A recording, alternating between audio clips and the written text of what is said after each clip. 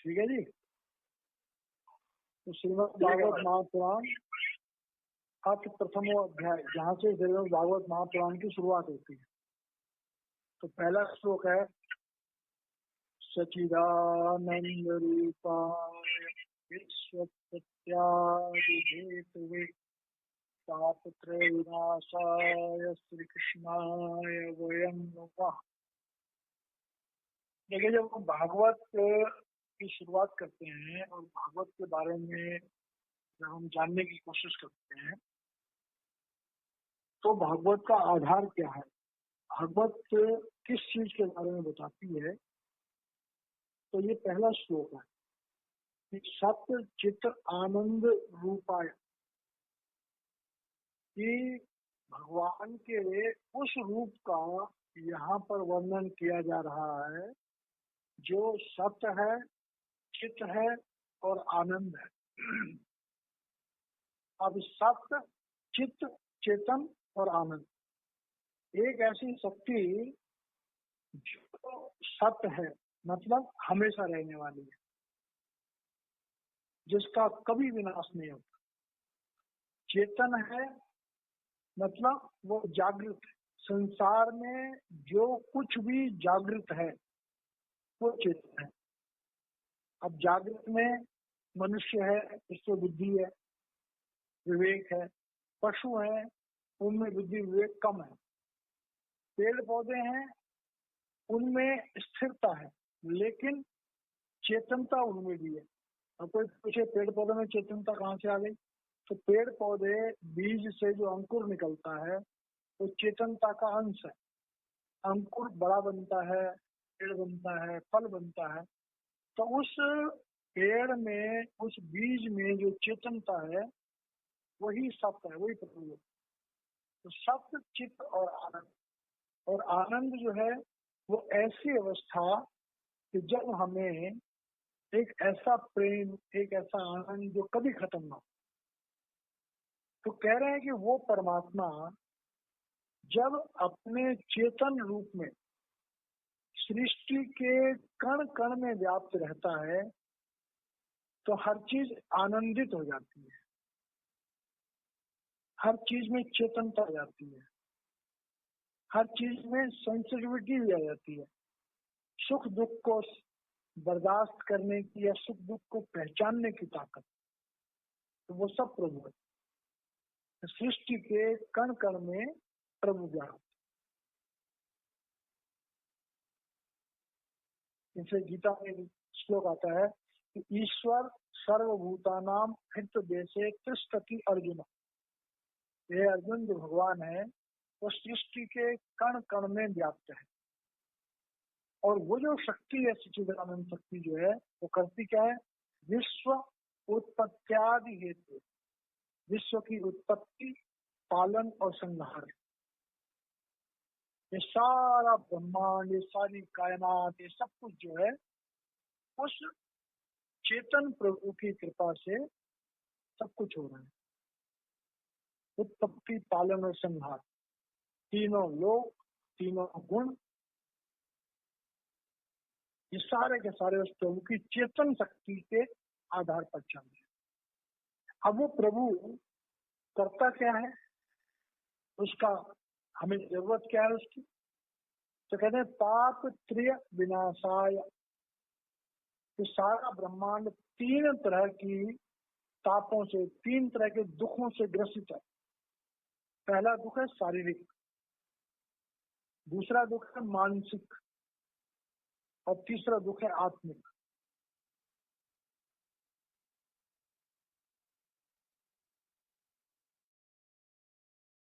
और त्रसित कर रहे हैं। शरीर सबके हैं, 84 लाख योनियों में अच्छे बुरे हालात का उन पर असर पड़ता है, दुख सुख का अनुभव करता है। मानसिक तौर से 84 लाख योनियों में सब मानसिक दुख में भी है। मानसिक दुख सिर्फ इंसानों को नहीं होता, जानवरों को भी होता है, 84 लाख योनियों को होता है। मानसिक दुख को हम कहें तो संवेदनशीलता, संवेदनशीलता तो पेड़ों में भी है। फूल पत्तियों में भी संवेदनशीलता है, उनमें भी मानसिक दुख है उनके। बड़ी लंबी चौड़ी कहानी है इसकी। 3 तरह के कांड जो है वो, तो उन दुखों का नाश करने के लिए हमें प्रभु का कौन सा रूप चाहिए? श्री कृष्णाय वयम नमः। वयम का मतलब होता है हम, एक से ज्यादा। तो समस्त मान, समस्त सृष्टि श्री कृष्ण को नमस्कार करती है। अब श्री कृष्ण कौन? जो भगवान कृष्ण जिनको हम बोलते हैं, वो द्वापर में आए थे, देवकी के गर्भ से आए थे, वसुदेव जी के अंश से आए थे, लेकिन वो एक समय के बाद शरीर छोड़ के चले गए। तो भगवान कृष्ण जो है, जो कृष्ण अवतार आया था, तो द्वापर में आया था। तो क्या वही कृष्ण था? अगर वही कृष्ण था तो द्वापर में खत्म हो जानी चाहिए थी। लेकिन कृष्ण को तो हम आज भी याद करते हैं और आप भी सुनते हैं लोगों की। तो वो कौन सा कृष्ण है? श्री कृष्णाय, जो कृष्ण का सर्वश्रेष्ठ रूप। अगर श्री कृष्ण को जानना हो तो वो कबीर साहब का एक है, एक राम दशरथ का बेटा, एक राम घटघट में बैठा, एक राम का सकल पसारा, एक राम सबहुन से नारा। तो एक कृष्ण जो सबहुन से नारा, मतलब वो सत्ता प्रभु की, जिसे हम ज्योति रूप और श्रुति रूप कहते हैं, जो निराकार है। तो वो सत्ता जो है उसको हम नमस्कार करते हैं, और उस सत्ता का ही चित्रण इस सारी किताब में, ये पहले श्लोक का हमें संदेश है। अब दूसरा श्लोक है, यम प्रव्रजन्तम अनुपेतम पेतकृत्यम द्वैपायनो विरह कातर आयुभाव पुत्रेति तन्मयतया सर्वो अभिनेदु तम सर्वभूत हृदय मुनिम नतो अस्मि। अब उस परमात्मा के बारे में जो अदृश्य है, अगोचर है, अनामी है, अब उस परमात्मा के बारे में बताएगा कौन? तो उस परमात्मा के बारे में कौन बताएगा हमें? तम सर्व हृदयम, वो चेतन सत्ता जो सबके हृदय में है। और वो कौन सी है? भगवान। अब भगवान जो है, हम इंसान है, हमें तो साकार रूप में चाहिए। तो कह रहे हैं साकार रूप में जब परमात्मा किसी शरीर में काम करता है, किसी मनुष्य शरीर में काम करता है, तो वो हमें चाहिए। तो उस मनुष्य शरीर में एक एग्जाम्पल दे रखी है कि यम प्रविजंतम अनुपेतम पेतकृत्यम, कि सुखदेव जी महाराज जी का अभी उपनयन संस्कार भी नहीं हुआ था, मतलब उनका चूड़ा कर्म और जनेऊ भी नहीं हुआ था। तो वो पैदा होते ही, उनकी भी लंबी कहानी है, कहते हैं कि वो माँ के गर्भ में 12 साल तक रहे, और जब पैदा हुए तो उसके बाद कुछ दिनों के बाद में वन को चल दिए। तो द्वैपायनो विरह कातर आजुहाव। अब द्वैपायनो, व्यास जी को द्वैपायन बोलते। तो द्वैपायनो विरह कातर। अब द्वैपायन जो है, व्यास जी जो है, वो बड़े दुखी मन से, बड़े कातर मन से जो है वो पुकार रहे हैं, कातर मन से पुकार रहे हैं अपने पुत्र को, सुखदेव को, कि तुम वन मत जाओ। अब व्यास जी जो है उनके पीछे भाग रहे हैं, सुखदेव जी आगे आगे जा रहे हैं। सुखदेव जी के बारे में क्या था कि वो दिगंबर रूप में रहते थे, नग्न अवस्था में रहते। अब ऐसे भी बच्चे थे, लेकिन उनकी उनकी क्या अवस्था थी कि तन्मय तया सर्वो अभिनेदु, कि जो अगर जो वहां के वृक्ष भी थे, वो भी उनके प्रभाव से प्रभावित थे। अब यहाँ पर आता है, महापुरुष जब दुनिया में आते हैं तो भले वो मनुष्य शरीर में होते हैं, लेकिन 84 लाख योनियां गुरु के उस मनुष्य शरीर के अंदर में जो परमात्मा की शक्ति काम करती है उससे प्रभावित हो जाती है। मतलब गुरु सत्ता जो है वो 84 लाख योनियां, यहाँ तक के पेड़ पौधों से भी उसका कॉन्टेक्ट रहता है, पेड़ पौधे भी उसकी वाइब्रेशन को महसूस करते हैं।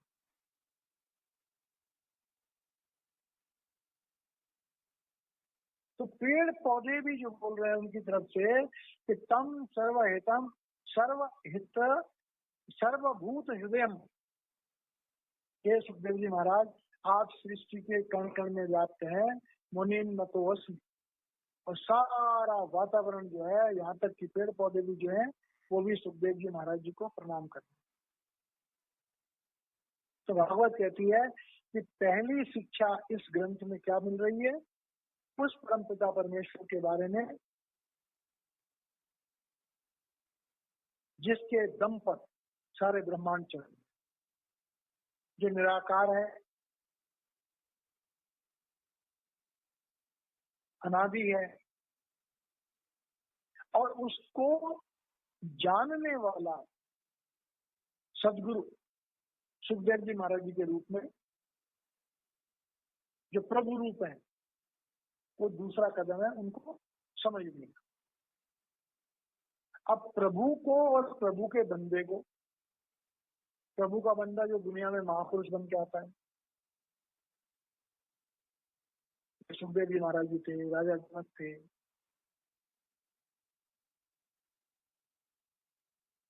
और बाद में संत मत के कबीर जी हैं या और भी कुछ हैं, सुखदेव जी महाराज जी, इस तरह का है। अब इस महापुरुष को और इस परमात्मा को जाना कैसे जाए, तो तीसरे श्लोक में है कि नैमिषे सूतम आसीनम अभिवादम महामतिम कथा अमृत सार रस स्वाद कुशलम कुशलः सैनिको अब्रवीत, सौनको अब्रवीत। अब नैमिषे ट्रेंड जो स्थान है हिंदुस्तान में बड़ा विख्यात है, जैसे हरिद्वार है इसी तरह का है, तो वहां पर सूतम आसीनम अभिवाद्य महामि, सूत जी महाराज जो कि एक प्रवचन करता है, जो कि एक धार्मिक गुरु है, तो वो नैमिषारण्य छात्र स्थान पर सत्संग के लिए आसन लगा करके और बैठे हुए, कथा अमृत रस स्वाद कुशल सैनिको सौनको अब्रवीत। अब वहां पर सौनक जी महाराज जी बैठे हुए हैं, जो कथा के अमृत के रस के स्वाद को चखने में बड़े कुशल हैं। तो एक तो करेक्टर हो गया सूत जी महाराज जी का कि जो प्रवचन करेंगे, जो ग्रंथों के टीकाकार पंडित हैं, जो ग्रंथों को समझ करके और उसका मतलब बता सकते हैं। सदगुरु कौन है? सुखदेव जी महाराज।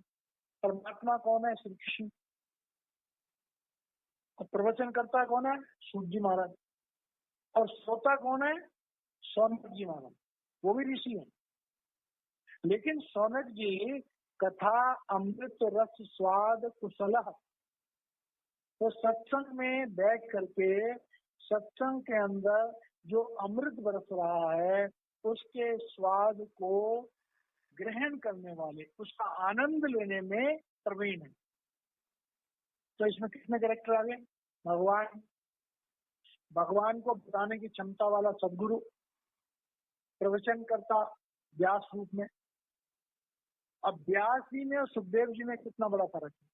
सुखदेव जी महाराज एक सतगुरु हैं और उनके पिता व्यास जो है वो एक प्रवचन करता है, ग्रंथ गुरु हैं,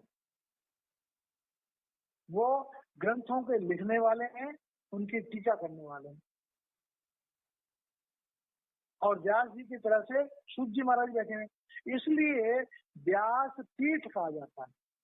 बैठने को जो मर्जी बैठे, वो व्यास पीठ है। व्यास पीठ मतलब प्रवचन करता, जो ग्रंथों के वास्तविक मतलब को उसकी वास्तविक रूप में बता सके। और चौथा नंबर है श्रोता का, सुनने वाले लोग। तो सुनने वाला कैसा होना चाहिए? जैसे सौनक जी महाराज, जो सत्संग में अमृत बरस रहा है, उसके रस के स्वाद को ग्रहण करने की भावना रखता हो। तो ये हो गया चौथा तथ्य। अब उसके बाद में सत्संग कैसा होना चाहिए? तो सौनक जी अब सूत जी से कह रहे हैं, सूत जी सत्संग कर रहे हैं, तो सौनक जी उनसे कह रहे हैं कि भाई हम सत्संग में क्या सुनना चाहते हैं, सत्संग क्या है, सत्संग में क्या सुनना चाहिए। तो उस बता रहे हैं, अज्ञान ध्यान विध्वंस कोटि सूर्य समप्रभ श्रुत्याख्यं कथासारम मम कर्म रसायनम। अब कह रहे हैं अज्ञान ध्वांत विध्वंस कोटि सूर्य संप्रभ। कह रहे हैं जी, आप जो प्रवचन करते हैं, आपका जो ज्ञान है वो इतना गूढ़ है कि आपके ज्ञान को सुन करके हमारा अज्ञान रूपी अंधकार जो है वो ऐसे खत्म हो जाता है जैसे सूर्य के प्रकट होने से अंधकार खत्म हो जाता है। ऐसा आपका ज्ञान है। और आपका जो ज्ञान है सूत आख्यान कथा सारम, कि आप कथा जो कहते हो खाली कथा नहीं कहते, कथा के सार को बताते हो। किस कथा का सार क्या है?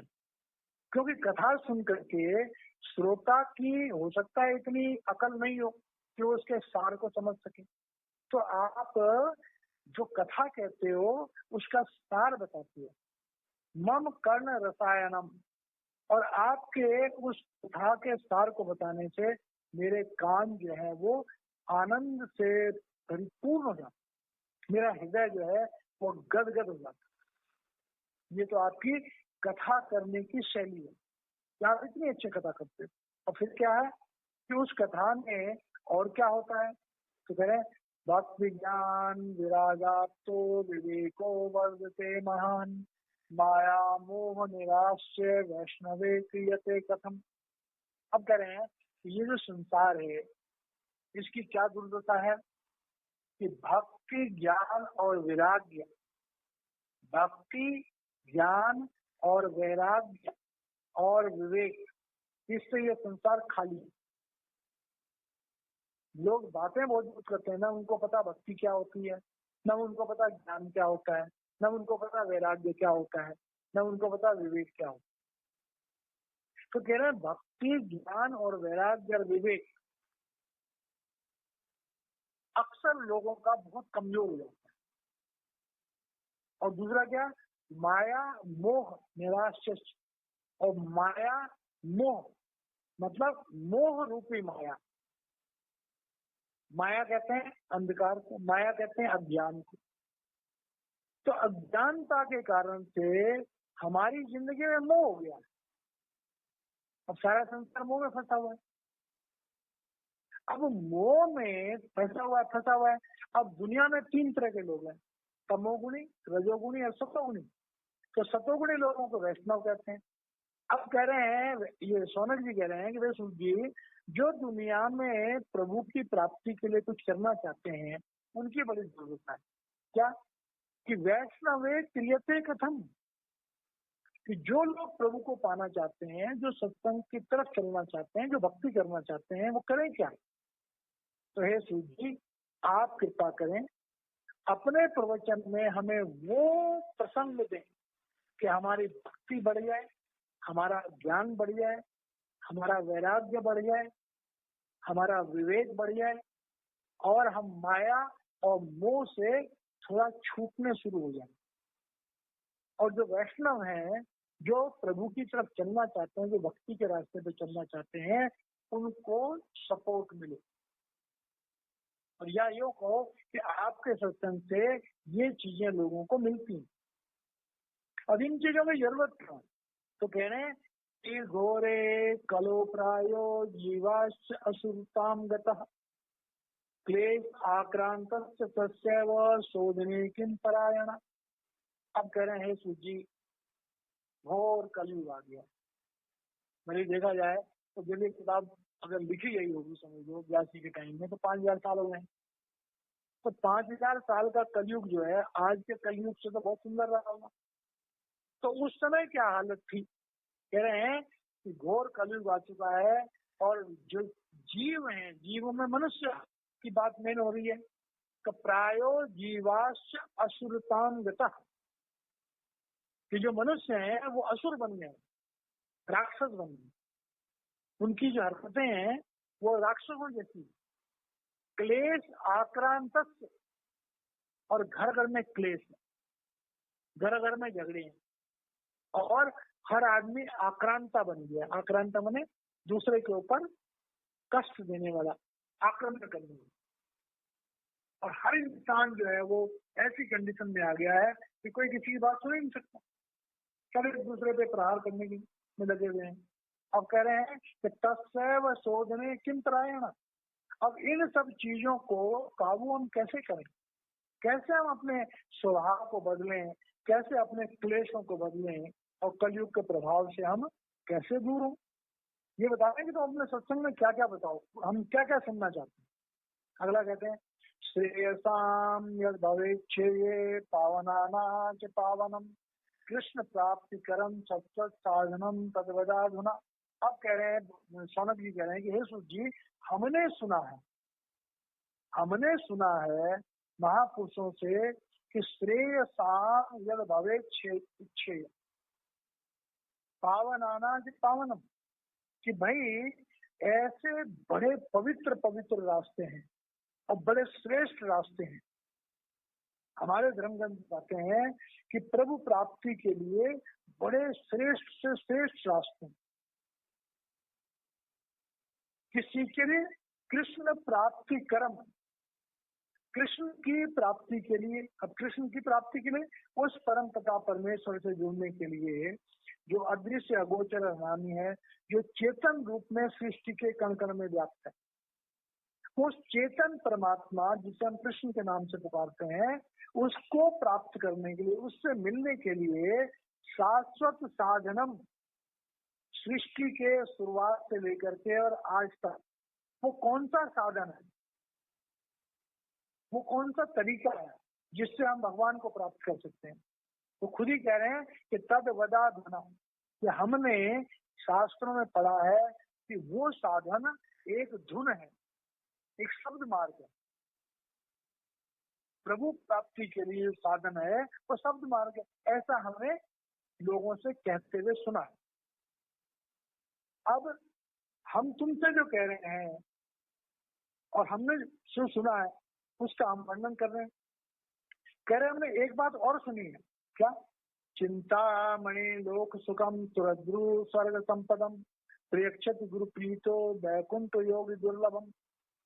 अब ये सौनक जी बता रहे हैं सूत जी को, हे सूत जी, हमने सुना है कि चिंतामणि लोक सुखम, कह रहे हैं कि साधना करने के बाद जो लोग हठयोग की साधना करते हैं, योग साधनाएं करते हैं, कह रहे हैं उनको कईयों को मणि मिल जाती है, और ऐसी मणि होती है जो बड़ी कीमती होती है। और मणियों में ही हम पारस पत्थर को भी देखते हैं कि पारस पत्थर लोहे को छू तो सोना बन जाता है। अब सोना बन गया तो हमें मिला क्या? हमें धन मिल गया। धन के द्वारा हम सांसारिक सुखों को प्राप्त कर सकते हैं। अगर हमारे पास पैसा है तो कार, मोटर, गाड़ी, ये वो, बंगला सब हो सकता है, दुनिया के सारे सुख मिल सकते हैं। तो अगर हमें मणि मिल जाए तो हम दुनिया के सुख प्राप्त कर सकें, सुरद्रु स्वर्ग संपदम। और अगर हमें कल्प वृक्ष मिल जाए तो हमें देवलोक की सारी संपदाएं मिल जाएंगी। तो कह रहे हैं योग साधनाओं के द्वारा चाहे हमें दुनिया में पारस पत्थर मिल जाए, मणि मिल जाए, और चाहे हमें अंदर में कल्प वृक्ष तक हमारी पहुंच हो, कामधेनु मिल जाए हमें अंदर में, जो हमें दैविक अंदर के मंडलों के सारे सुख दे सकते हैं। लेकिन हमने ये भी सुना है कि प्रेक्षक गुरु प्रीत वैकुंठ योग दुर्लभ। हमने शास्त्रों में पढ़ा है कि भाई एक ऐसा गुरु होता है, जो सुखदेव जी महाराज जी कि ऐसा गुरु होता है अगर वो प्रसन्न हो जाए। लेकिन प्रसन्न कैसे होता है कि जब उससे प्रीति हो, गुरु प्रीतो, कि ऐसे गुरु से अगर हमारी प्रीति हो जाए, हमारा प्यार हो जाए और वो प्रसन्न हो जाए, तो बैकुंठ योगी दुर्लभ, जो बड़े बड़े योगियों को पूरी पूरी जिंदगी खपाने के बाद में जो अवस्था नहीं मिलती है बैकुंठ की, वो गुरु हमें अगर प्रसन्न हो जाए तो बड़ी आसानी से हमें मोक्ष दिला देता है, बैकुंठ दिला देता है। ये बात जो है ये शौनक जी कह रहे हैं सूत जी, ये सूत जी ऐसा हमने सुना है, ऐसा हुआ। तो आप अपने प्रवचनों में इन चीजों को जरा खुलासा कीजिए, क्योंकि दोनों ऋषि हैं। अब एक साधारण आदमी जब सत्संग सुनता है तो बेचारा सत्संग करने वाले से कोई प्रश्न तो कर नहीं सकता है। तो भागवत में इसीलिए दो ऋषियों को लिया है कि हम लोगों की तरफ से शौनक जी प्रश्न कर रहे हैं और सूत जी उसका जवाब दे रहे हैं। अब सूत जी जवाब देते हैं, प्रीति शौनक चित्ते तेहतो वच्य विचार्य च सर्व सिद्धांत निष्पन्नम संसार भयनाशनम। अब सूत जी कहते हैं कि भाई देखो हे शौनक जी, कि आपके हृदय प्रीति शौनक चित्ते, हे शौनक जी आपके हृदय में आप श्रेष्ठ हैं, आप स्वयं ऋषि हैं, और आपके हृदय में जो प्रभु के लिए प्रेम है वो अत्यंत अत्यंत उच्च कोटि का है, और वो आम आदमी नहीं समझ सकता है, उसको विचार करने से ही समझ में आए। और दूसरी बात क्या है, सर्व सिद्धांत निष्पन्नम, कि आप जो हैं आप सारे सिद्धांतों को, जो भी भक्ति के जितने भी सिद्धांत हैं, जितने रास्ते हैं, उनको भली भांति जानते हो। संसार भयनाशनम, और इस संसार में जो सबसे बड़ा भय है वो है जन्म और मृत्यु।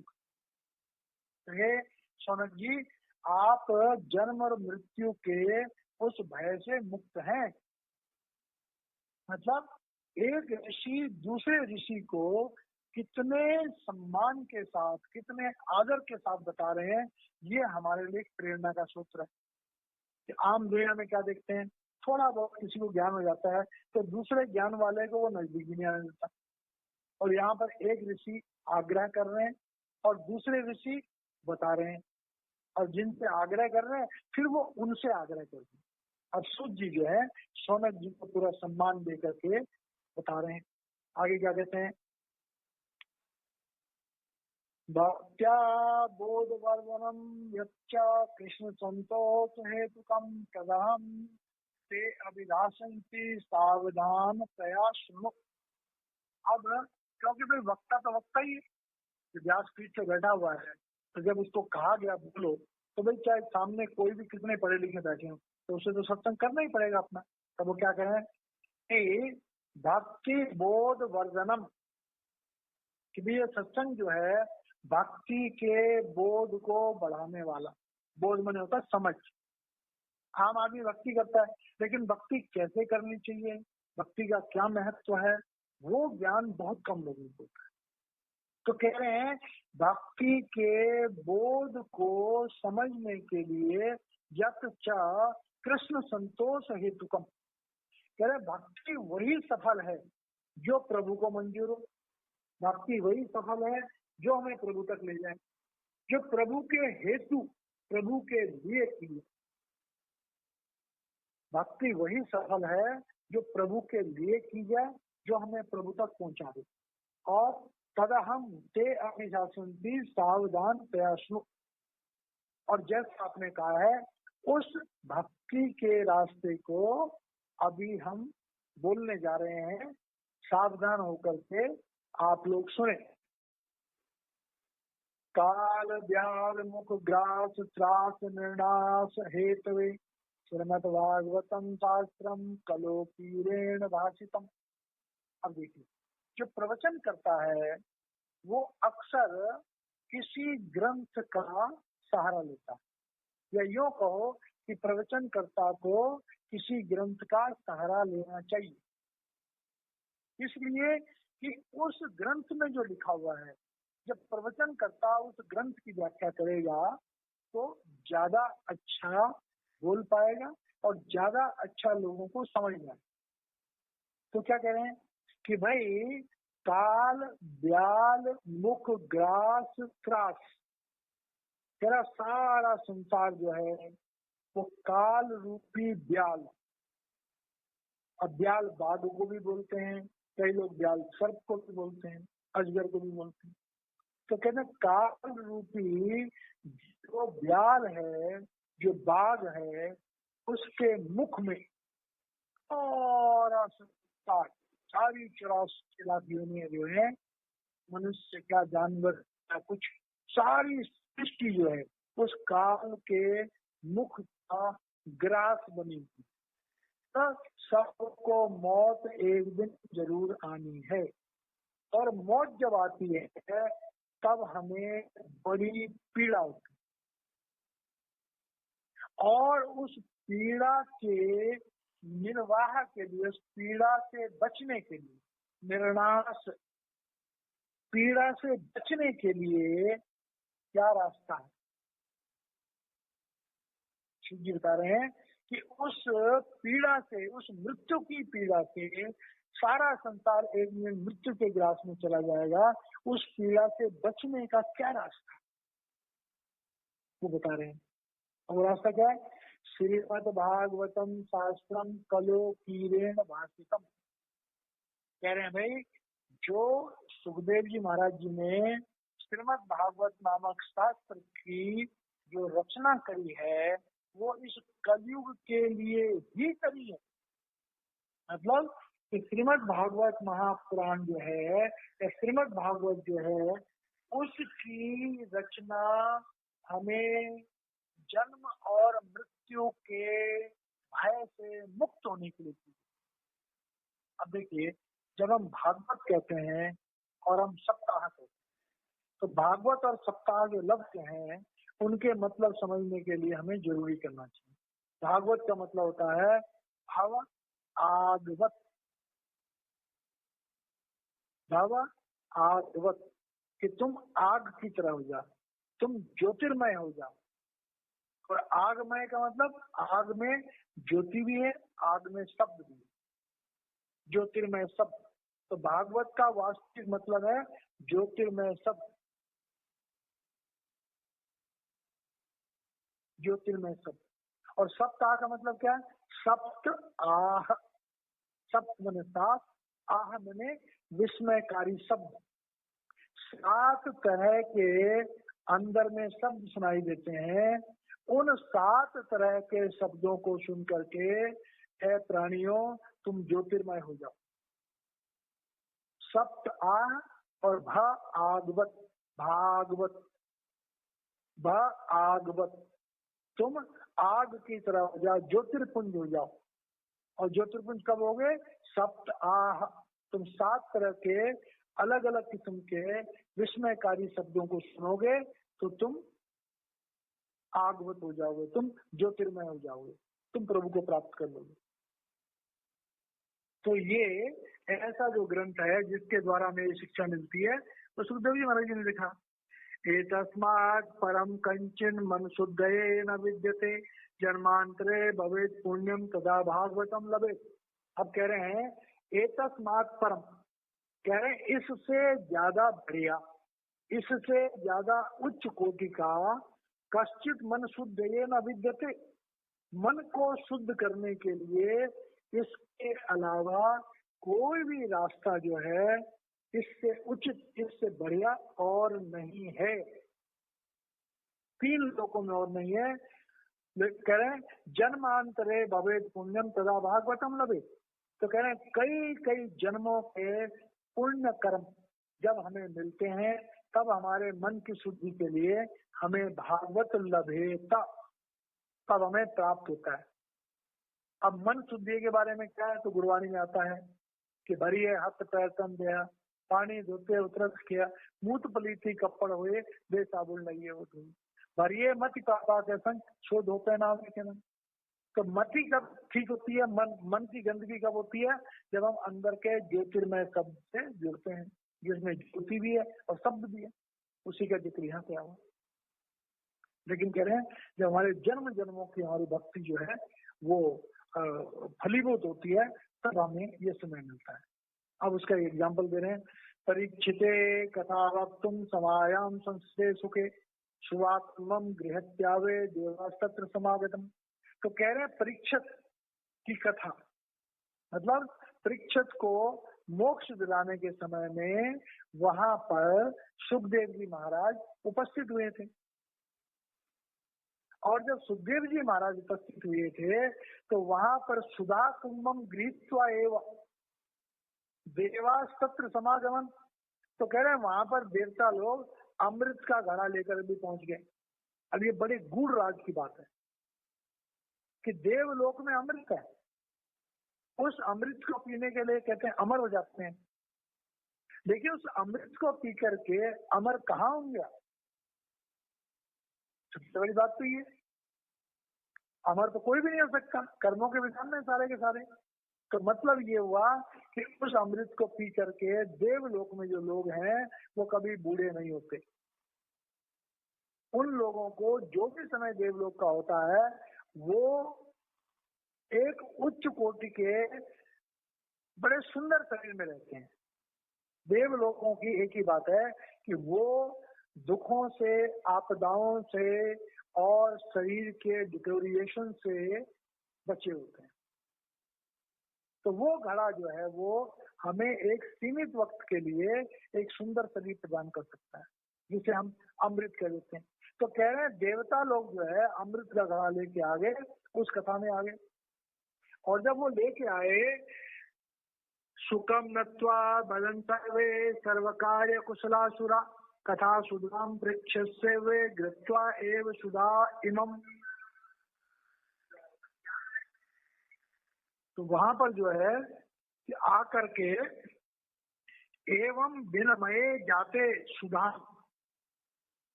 नहीं सुकम नत्वा भजनम सर्वे। तो सुखदेव जी महाराज जी को नमस्कार करके सारे देवता जो है, जो कि अपने कार्य करवाने में बड़े कुशल होते हैं, कथा सुधाम प्रेक्षस्व, कि उन्होंने कथा में उस अमृत को कहा कि भाई आप इसको ग्रहण करिए, सुखदेव जी महाराज जी को।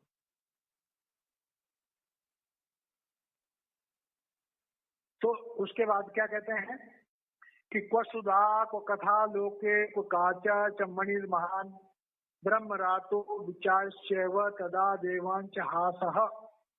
अब कह रहे हैं क्व सुधा को कथा लोके, कह रहे हैं जो अमृत है और जो भागवत की कथा है, मतलब भागवत की कथा का मतलब सुखदेव जी की कथा, सुखदेव जी की कथा का मतलब एक समर्थ सदगुरु के द्वारा कथा।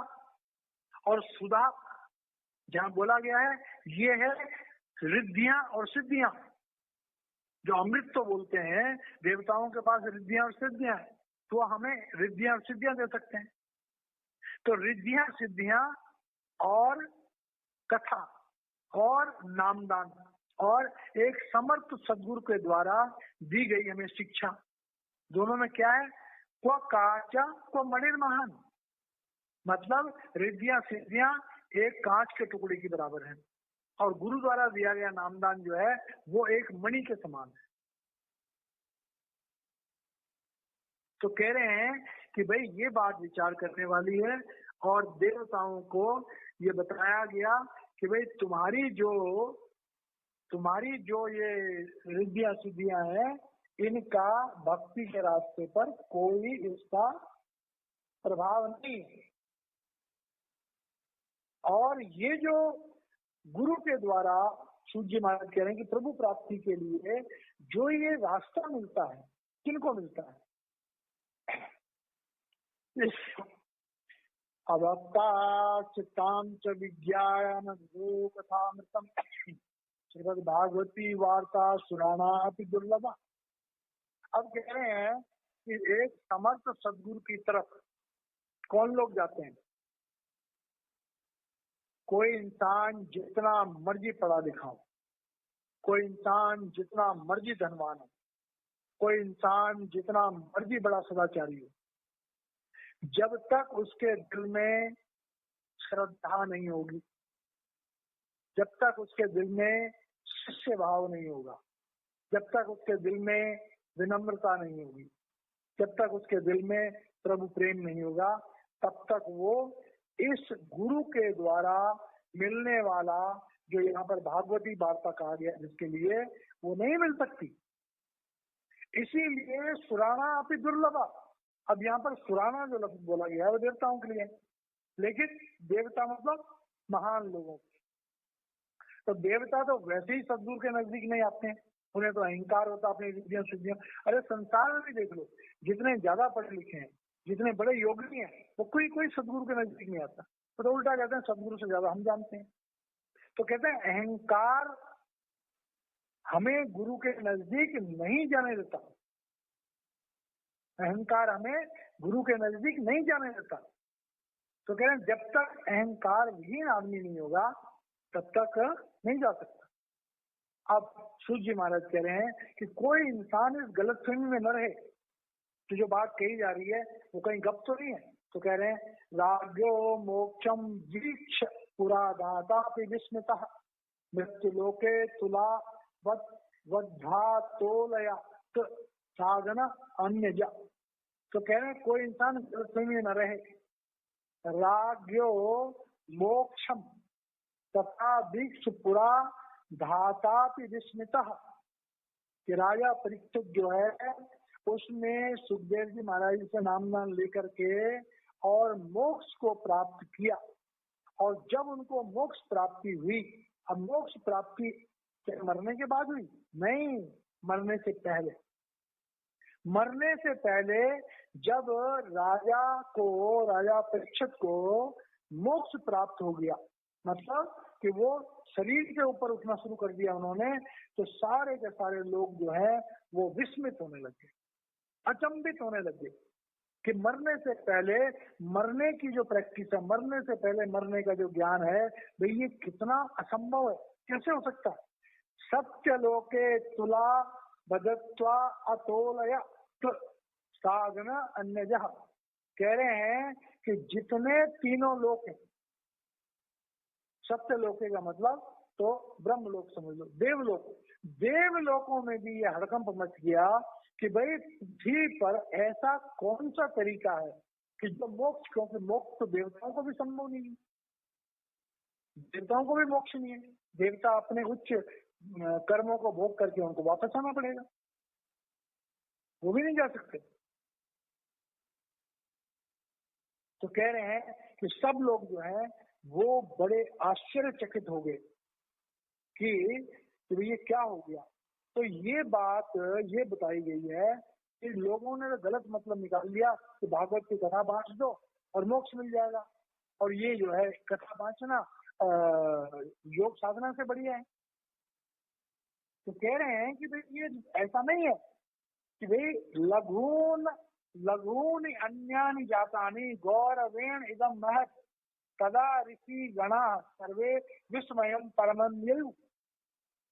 अब इसमें जो ऋषि मुनि थे वहां पर कथा में, उन ऋषि मुनियों को भी बड़ी विस्मय हुआ, क्योंकि योग साधना से ऋषि मुनि ब्रह्मलोक तक जा सकते हैं। तो उनको ये भी महसूस हो गया कि भाई ये जो रास्ता है ये गौरवशाली और सबसे महान रास्ता है, बाकी जितने रास्ते हैं वो इससे नीचे। मतलब कि प्रभु प्राप्ति के लिए एक समर्थ सदगुरु से नामदान लेकर के उस ज्योतिर्मय शब्द की उपलब्धि सबसे बड़ा साधन है। बाकी योग साधनाओं के द्वारा रिद्धियां मिल सकती हैं, सिद्धियां मिल सकती हैं, लेकिन मुक्ति नहीं मिलती। तो ये सूर्य जी कह रहे हैं कि भाई देखो कि एक सच्चे सदगुरु से, जैसे सुखदेव जी महाराज थे, एक ऐसे सच्चे सदगुरु से नामदान जो है वो जब हमको दीक्षा मिलती है तभी। तो कह रहे हैं मेनिरे भागवत रूपम शास्त्रम भागवतम कलो पठान श्रवणात् सद्यो वैकुंठ फलदायकम। अब कह रहे हैं कि महामुनि सुखदेव जी महाराज जी, महामुनि सुखदेव जी महाराज जी ने जो ये भागवत शास्त्र लिखा,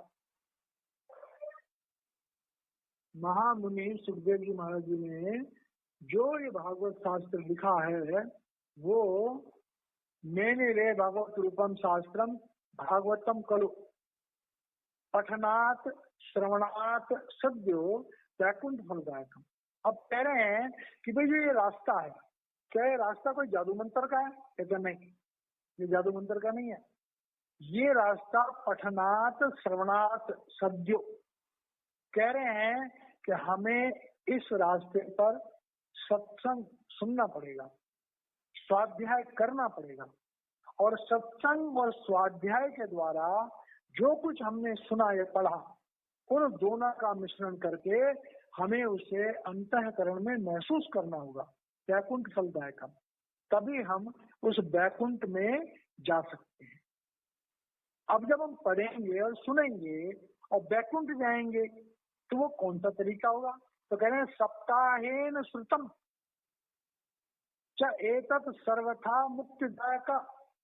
अब देखिए स्पष्ट भागवत में लिखा है सप्त आह एन श्रुतम, जब तक हम अंदर में 7 किस्म के शब्दों को नहीं सुनेंगे, सप्त आह एन श्रुतम च एतत् सर्वथा, जब हम अंदर में 7 तरह के शब्दों को सुनेंगे और उनके साथ जुड़ेंगे तो मुक्तिदायक, मुक्ति कहते हैं मोक्ष को, मोक्ष कहते हैं वैराग्य को, और वैराग्य कहते हैं कि हमारी आत्मा मन इंद्रियों से छूट करके तब हमें इस पिंड से अंड में, अंड से ब्रह्म में जाने की ताकत मिलेगी।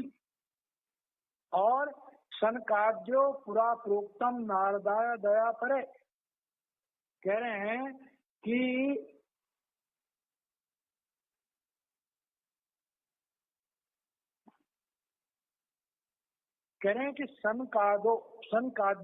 सनकादि ऋषि, जो सनकादि ऋषि हैं, उन सनकादि ऋषियों से नारद जी, उन सनकादि ऋषियों से नारद जी को इस चीज के बारे में पता लगा।